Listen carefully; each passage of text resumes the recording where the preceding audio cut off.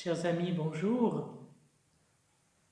Je vous ai parlé de plusieurs signes de miséricorde, le scapulaire de Notre-Dame du Mont-Carmel, le rosaire, et je voudrais aujourd'hui aborder la médaille miraculeuse qui est un beau cadeau de la miséricorde. La médaille miraculeuse est connue dans le monde entier, mais peut-être n'en connaissez-vous pas l'origine. Eh bien, c'est Catherine Labouré, une jeune novice de la congrégation des filles de la charité, qui bénéficia en 1830 de 3 apparitions de la Vierge Marie dans la chapelle du couvent. Un couvent fondé par saint Vincent de Paul et sainte Louise de Marillac. La première apparition eut lieu la nuit du 18 au 19 juillet 1830, la deuxième le 27 novembre dans l'après-midi pendant que les sœurs étaient en oraison, et la dernière un jour du début du mois de décembre, on ne sait pas exactement quel jour, toujours pendant l'oraison des sœurs.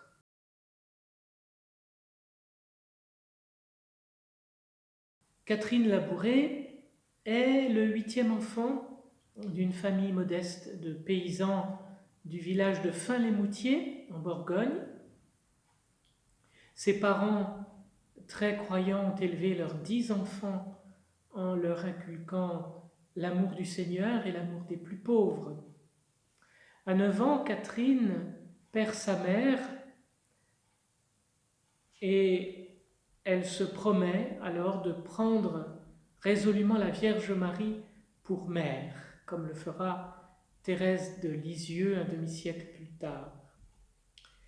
Sa vocation naît assez tôt et mûrit en secret, au cœur d'une vie de travail intense, car Catherine doit assumer les tâches de la maison après que sa sœur aînée, Marie-Louise, soit entrée au couvent des filles de la charité. Catherine est de tempérament énergique. Elle est la première levée et la dernière couchée. Elle trouve tout de même le temps de faire oraison dans l'église du village et d'aller à la messe à une demi-heure de marche de la ferme familiale. À l'âge de 14 ans, elle décide de jeûner le vendredi et le samedi, toute l'année, malgré le désaccord de sa sœur aînée. Elle nourrit un grand désir d'entrer au couvent, mais la dureté de la vie, la pauvreté de sa condition et son faible niveau d'éducation l'obligent à patienter jusqu'à ses 24 ans. Rendez-vous compte qu'elle n'apprend à lire et à écrire qu'à l'âge de 20 ans. À 17 ans, Catherine voit dans un songe un prêtre qui célèbre la messe, mais elle craint de s'en approcher. Un peu plus tard, en visitant un malade à l'hôpital, elle a à nouveau la vision de ce même prêtre dont elle ne sait rien. Cette fois, il lui parle. Il lui dit « Ma fille, c'est bien de soigner les malades. Vous me fuyez à présent, mais un jour, vous serez heureuse de venir à moi. Dieu a ses desseins sur vous. Ne l'oubliez pas. »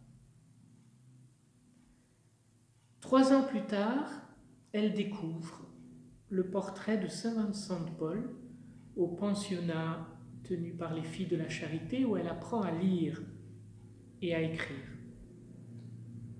Et elle reconnaît le prêtre de sa vision. C'est finalement son frère hôtelier chez qui elle travaille qui prend l'appel de sa sœur au sérieux. Généreusement, il lui fournit la dot qui lui permettra, malgré les réticences de ses parents, enfin de son père, d'entrer chez les filles de la Charité en janvier 1830. Mais elle est majeure.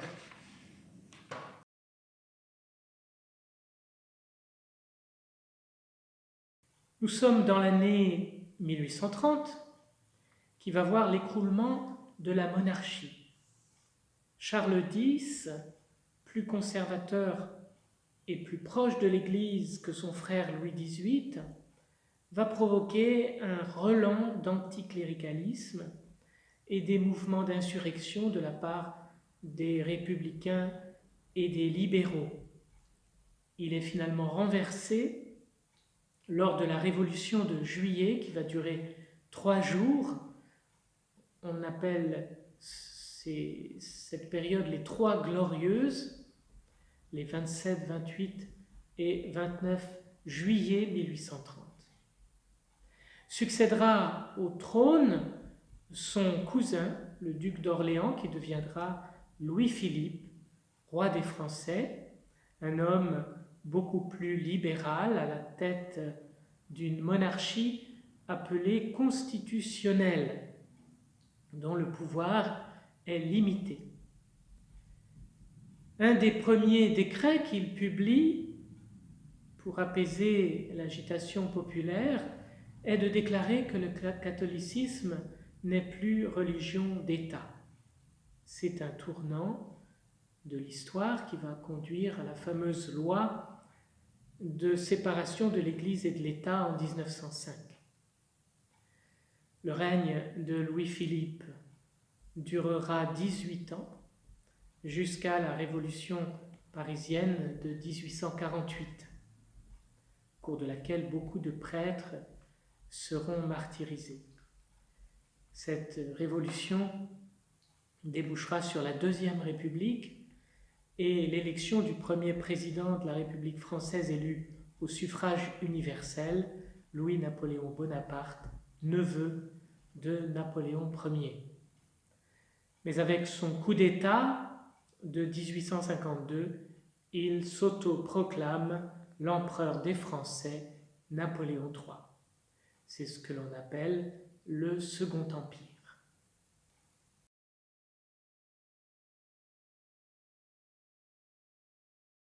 Nous sommes dans la nuit du 18 au 19 juillet 1830, 8 jours avant les 3 glorieuses.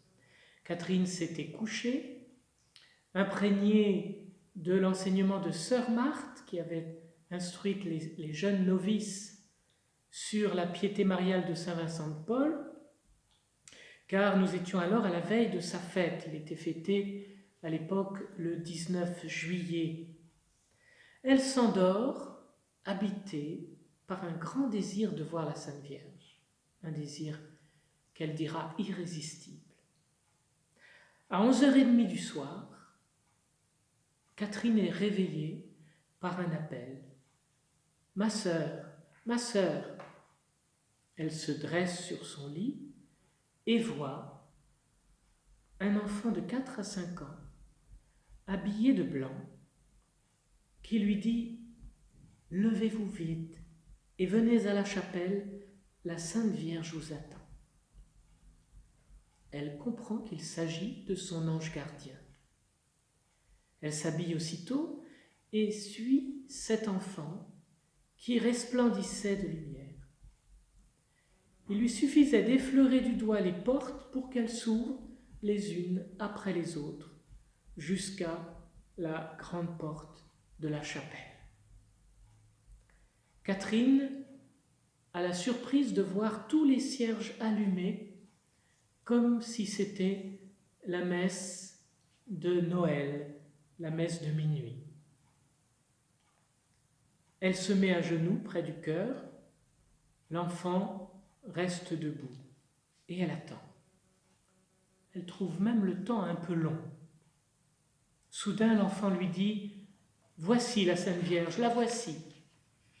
Elle entend comme un froufrou d'une robe de soie et elle voit une belle dame assise sur le fauteuil près de l'embout. Après un moment d'hésitation, elle se précipite à ses pieds, les mains appuyées sur ses genoux. Là, dit Catherine, il s'est passé le moment le plus doux de ma vie. Il me serait impossible de décrire ce que j'ai éprouvé.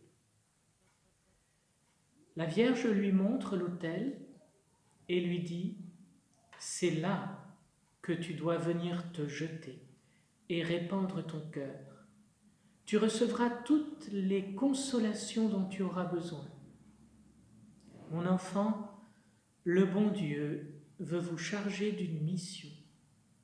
Vous en serez tourmenté jusqu'à ce que vous l'ayez dit à celui qui est chargé de vous conduire.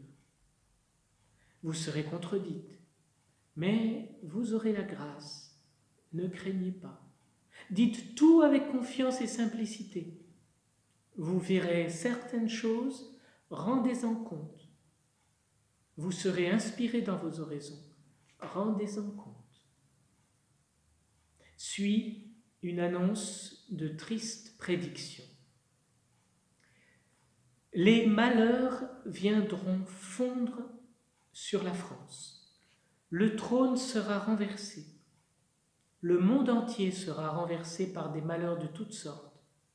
Mais venez au pied de cet autel. Là, les grâces seront répandues sur toutes les personnes qui les demanderont avec confiance et ferveur, grands et petits. La protection de Dieu sera toujours là d'une manière toute particulière et Saint Vincent protégera la communauté. Je vous accorderai beaucoup de grâce. Le moment viendra où le danger sera grand. On croira tout perdu. Là, je serai avec vous. Ayez confiance, vous connaîtrez ma visite et la protection de Dieu et celle de Saint Vincent sur les deux communautés. Les deux communautés, il s'agit des filles de la charité et des lazaristes, fondées aussi par Saint Vincent de Paul. Ne vous découragez pas, je serai avec vous. Mais il n'en sera pas de même des autres communautés. Il y aura des victimes. La Vierge pleurait en disant cela. Pour le clergé de Paris, il y aura des victimes. Monseigneur l'archevêque mourra. Cette prédiction se réalisera 40 ans plus tard. Monseigneur d'Arbois sera fusillé par les communards en 1871. La Vierge continue, « Mon enfant, la croix sera méprisée. On la mettra par terre. Le sang coulera. On ouvrira de nouveau le côté de notre Seigneur. Les rues seront pleines de sang. Le monde entier sera dans la tristesse. » Catherine dit que la Sainte Vierge ne pouvait plus parler tant elle était peinée. Enfin, la Vierge termine son entretien en annonçant certains projets qui se préciseront plus tard, comme la nouvelle association des enfants de Marie que devra fonder son confesseur afin d'honorer le mois de Marie et le mois de Saint Joseph. Elle annonce aussi le renouveau de la dévotion au Sacré-Cœur. La Vierge la quitte enfin, comme une lumière qui s'éteint peu à peu, dira Catherine. Et Catherine se retrouve avec son ange qui la reconduit jusqu'à son lit. Elle entend alors sonner l'heure, il est 2h du matin. Elle ne s'est pas rendormie jusqu'au petit jour. Cette première visitation a donc duré 2h30 et Catherine, qui est restée lucide jusqu'au matin, est sûre de ne pas avoir rêvé. Elle en parle aussitôt au père Aladel, son confesseur, comme le lui a demandé la Vierge, mais celui-ci reste dubitatif. Il faudra qu'éclate la révolution de juillet, si peu prévisible, avec ses troubles sanglants, pour que le père Aladel commence à s'interroger. Le roi Charles X est renversé, l'archevêque de Paris est obligé de fuir son archevêché en cachette pour échapper aux émeutiers. Et comme l'a prédit la Vierge, les lazaristes, comme les filles de la charité, ont été épargnés par les émeutiers. Cela n'empêche pas le père Aladel de l'inviter à oublier ses visions.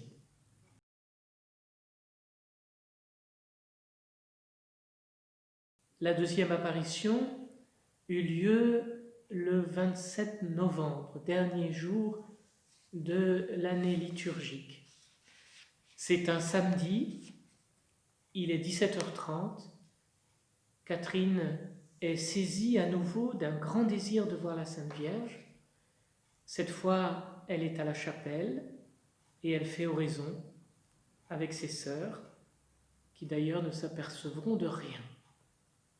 Elle voit la Sainte Vierge à droite du chœur, habillée d'une robe de soie blanc aurore, le visage d'une beauté indescriptible.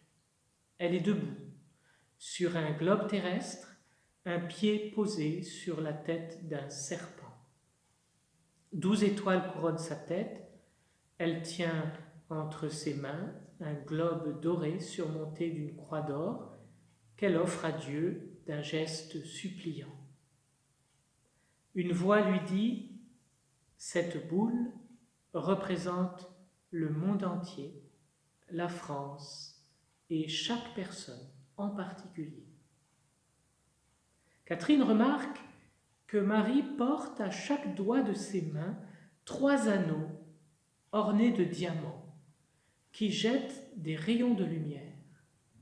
Marie lui dit « C'est le symbole des grâces que je répands sur les personnes qui me les demandent. » Et comme Catherine se rend compte que certaines pierres ne projettent pas de rayons, la Vierge lui dit « C'est le symbole des grâces que l'on oublie de me demander. »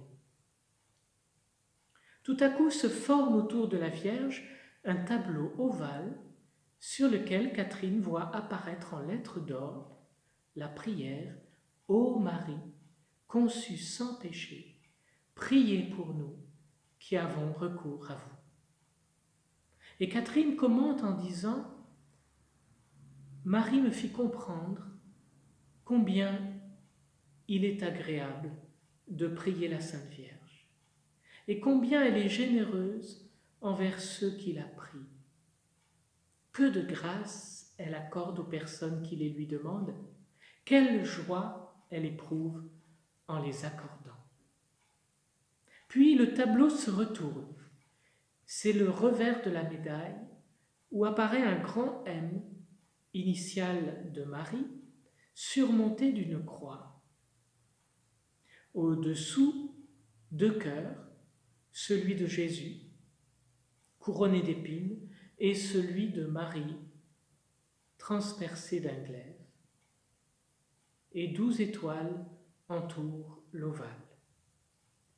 Catherine entend alors une voix qui dit « Faites frapper une médaille sur ce modèle toutes les personnes qui la porteront au cou et qui feront avec confiance une courte prière recevront de grandes grâces et auront l'assurance de ma protection toute spéciale de Mère de Dieu. » Sœur Catherine en parle au père Aladel, qui reçoit ses confidences toujours aussi fraîchement, lui disant qu'il ne veut plus rien entendre de ces choses qui sont le fruit de son imagination.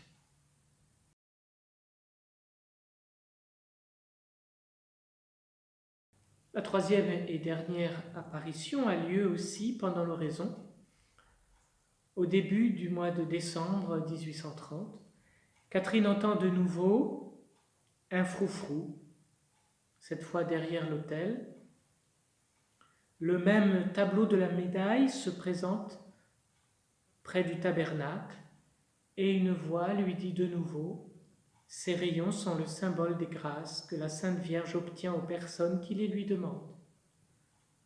Vous ne me verrez plus, mais vous entendrez ma voix dans vos oraisons. C'est la fin des apparitions. Catherine, obéissante à son confesseur, ne lui en parlera pas.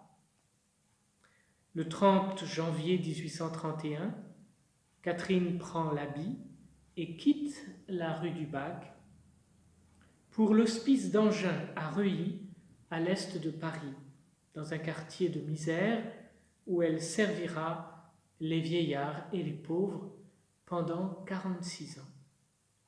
Incognito. Très humble et très discrète, Catherine a tout fait jusqu'à sa mort pour qu'on ignore qu'elle était la messagère de la Vierge. 2 ans après les apparitions, comme rien n'a été fait, Catherine revient courageusement auprès de son confesseur, lui disant que la Vierge n'était pas contente. Finalement, l'archevêque de Paris est informé et donne l'autorisation de faire frapper la médaille. Il sera même le premier à la porter.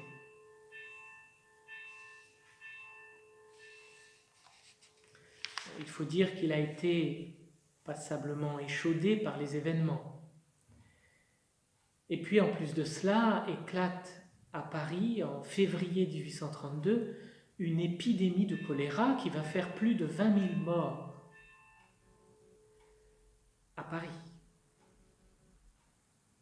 À la diffusion de ces médailles, les guérisons, les protections, les conversions se multiplient.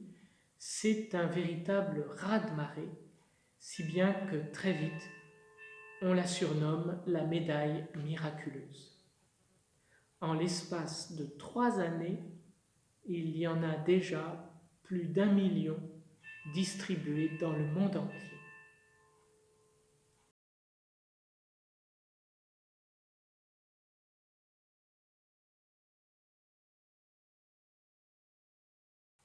La femme, le serpent et le globe nous renvoient à 2 passages de l'Écriture, l'un tiré du premier livre de la Bible, la Genèse, au chapitre 3, verset 15, qu'on appelle le protévangile, l'autre tiré du dernier livre de la Bible, Apocalypse, au chapitre 10. Il est question dans ces 2 passages d'un combat dont l'enjeu est le salut de l'humanité. Les 2 passages annoncent que la femme et sa descendance seront victorieux de Satan. Le serpent dans la Genèse et le dragon dans l'Apocalypse. En Apocalypse 12, la femme crie dans les douleurs de l'enfantement, mais il ne s'agit pas de l'enfantement de Jésus, il s'agit de l'enfantement de l'Église, qui est le royaume de Dieu sur la terre, le ciel nouveau et la terre nouvelle que le Christ inaugure par sa mort et sa résurrection en écrasant la tête du serpent. Le ciel nouveau et la terre nouvelle, autrement dit l'humanité rachetée, sauvée, est figuré par ce globe doré surmonté d'une croix. C'est le monde entier, car Dieu veut sauver tous les hommes. C'est la France qui a une vocation particulière de fille aînée de l'Église, et c'est chacun de nous, car chaque âme, chaque personne a plus de prix que la création tout entière. Dans la vision de Catherine, la femme écrase la tête du serpent. Cette femme, c'est Marie, qui est associée à la victoire de son Fils contre le mal, et c'est l'Église vivante, dont Marie est la figure. L'Église rayonnante du Saint-Esprit qui participe à cette victoire. l'Église qui, à l'école de Marie, se donne sans réserve au Christ. Porter la médaille, c'est vouloir s'approprier cette victoire du Christ et apporter sa pierre à l'édifice en acceptant le chemin de conversion que Marie nous indique. Le monde sous ses pieds, où règne le serpent, c'est l'ancien monde, c'est le vieil homme qui se meurt sous l'effet de ces rayons de lumière qui sont les grâces de l'Esprit Saint qui rendent libres les enfants de Dieu qui les demandent. Ces grâces de l'Esprit nous viennent du cœur de Jésus et nous sont dispensées par les mains de Marie, tout simplement parce que Dieu le veut ainsi.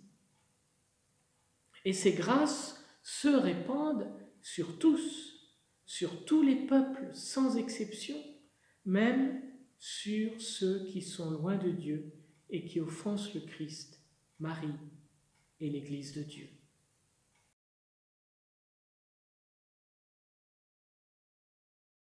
La Vierge porte 15 anneaux à chaque main, 3 à chaque doigt, des anneaux revêtus de joyaux d'où jaillissent ces rayons de lumière qui tombent sur le globe terrestre. Ces rayons, je le disais, représentent les flots de grâce que Marie accorde aux fidèles qui la prient avec confiance, qui portent sa médaille avec foi, qui viennent, s'ils visitent la chapelle de la médaille miraculeuse, qui viennent s'agenouiller sur les marches de l'autel, comme la Vierge l'a demandé à sœur Catherine. Les 15 anneaux évoquent les 15 mystères du rosaire, qui en 1830 étaient souvent récités par le moyen du dizainier. À Lourdes, Marie apparaît pendant 15 jours. À Pellevoisin, elle apparaît 15 fois. Ici, elle ouvre les bras, symbole de sa volonté de sauver le plus grand nombre de ses enfants et de placer sous sa protection ceux qui lui font confiance.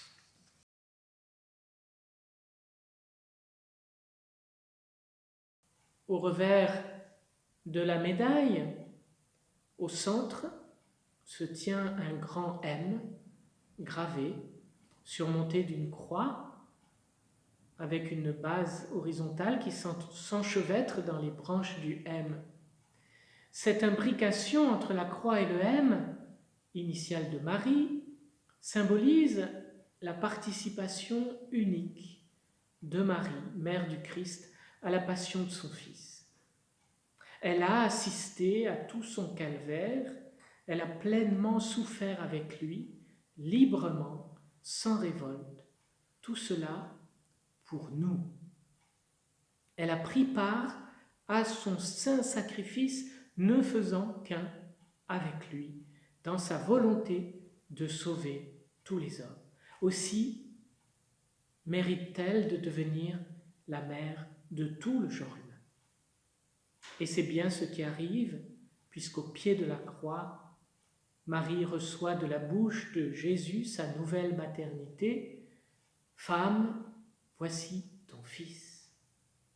Elle devient mère du disciple que Jésus aimait, ce disciple qui représente chacun de nous.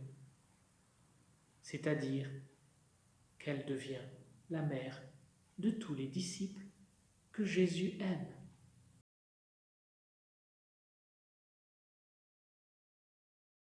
Sous le M sont gravés 2 cœurs, le cœur de Jésus couronné d'épines, le cœur de Marie transpercé d'un glaive. Le cœur de Jésus couronné d'épines nous renvoie à la passion du Seigneur, où il nous a montré le plus grand amour en donnant sa vie pour la multitude. Le cœur de Marie, transpercé d'un glaive, nous renvoie à la douleur de la mère prophétisée par le vieillard Siméon. Ils sont côte à côte parce qu'unis dans une même volonté d'aimer et de sauver tous les hommes. Le culte des deux cœurs unis a été officialisé au XVIIe siècle par saint Jean-Eudes, docteur de l'Église. Saint Jean-Eudes a été lui-même fortement inspiré par une mystique, Marie des Vallées, la sainte de Coutances, selon les mots du pape Léon XIII. Cette mystique laïque fut gratifiée de visites du Seigneur. En 1652, le Christ lui apparaît, tenant son cœur enflammé dans sa main. Et Jésus lui dit, « Voilà votre cœur. C'est celui de ma mère, mais c'est le vôtre aussi. Car finalement, moi, ma mère et vous, nous n'en avons qu'un, que voilà. » Et il lui fut révélé que cette union de leurs trois cœurs préfigurait la conversion générale qui surviendra à la fin des temps. Je pourrais citer aussi les visites du Sacré-Cœur à Sainte Marguerite Marie quelques décennies plus tard, mais je n'en ai pas le temps, ainsi que les apparitions de Fatima au XXe siècle et les visites du Christ à Sainte Faustine qui nous montrent combien le ciel attache de l'importance à ce culte des deux cœurs unis de Jésus et de Marie.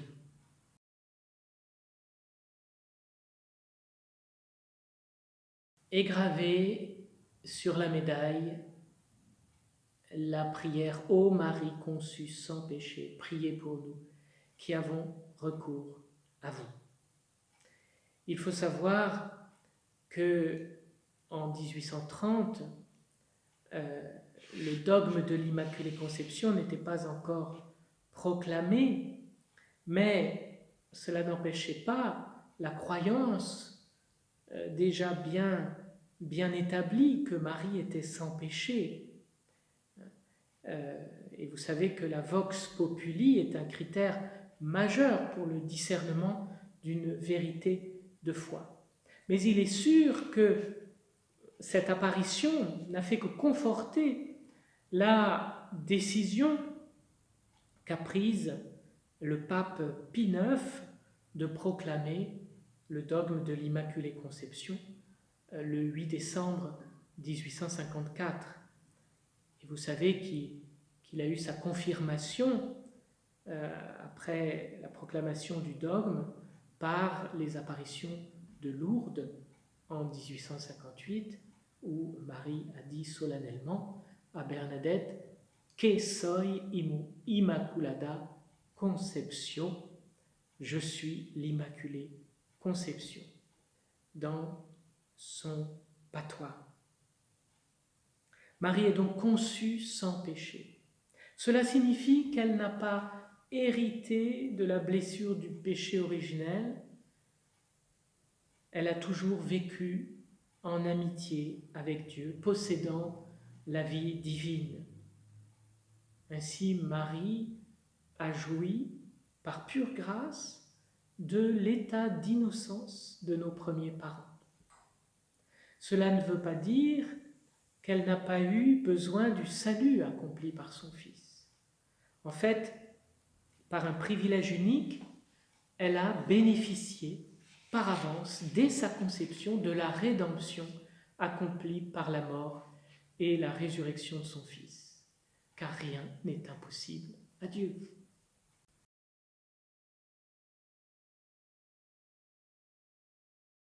Je vais vous raconter, pour terminer, le plus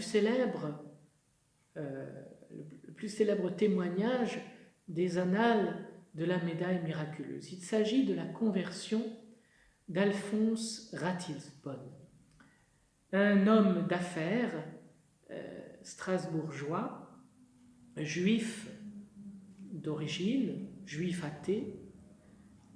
Son frère se convertit au catholicisme, cela ne lui plaît pas du tout, et il coupe les ponts avec lui.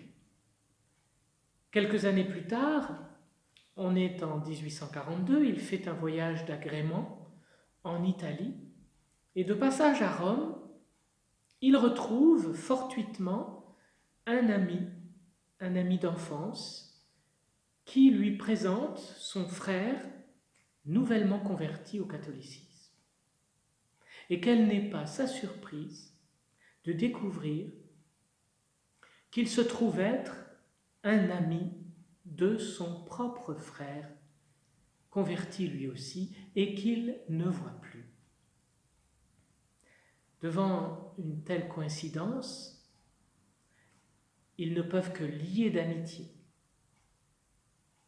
Plus tard, à l'occasion d'une conversation où Alphonse exprime à son ami ses réticences par rapport à la religion catholique, Théodore, c'est le prénom de son ami, lui offre la médaille miraculeuse.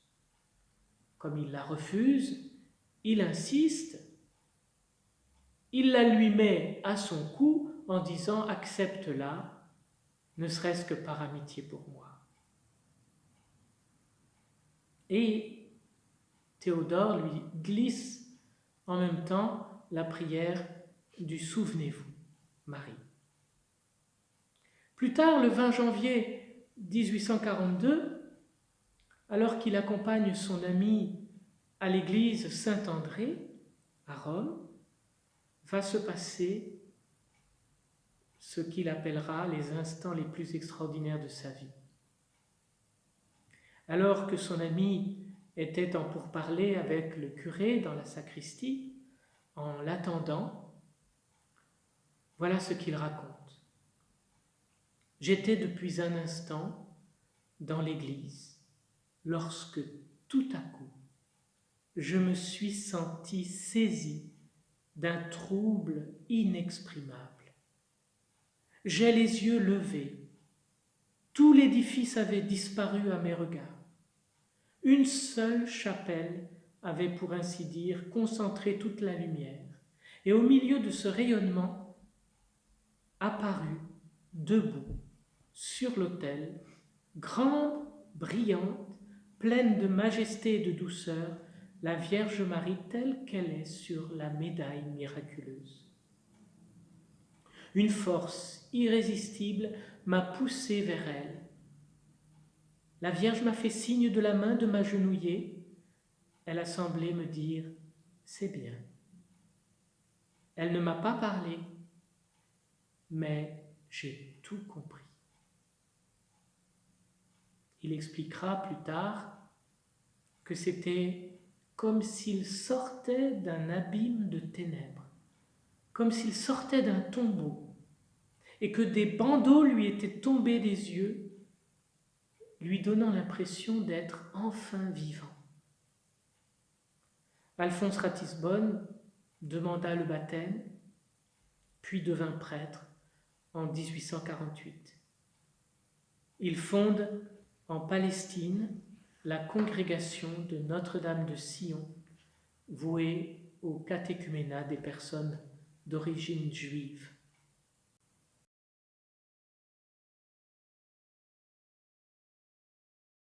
Je voudrais,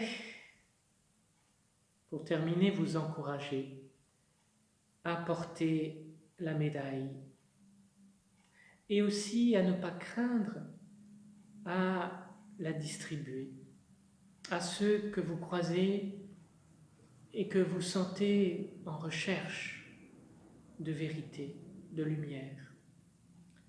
L'apôtre de Marie, saint Maximilien Kolbe, franciscain polonais, fondateur des cités de l'Immaculée à Niepokalanów en Pologne et à Nagasaki au Japon, avait toujours avec lui des médailles miraculeuses qu'il distribuait généreusement au gré de ses rencontres. La dernière lettre qu'il a écrite en prison avant d'offrir sa vie, vous savez, à la place d'un père de famille à Auschwitz, dans un bunker de la faim.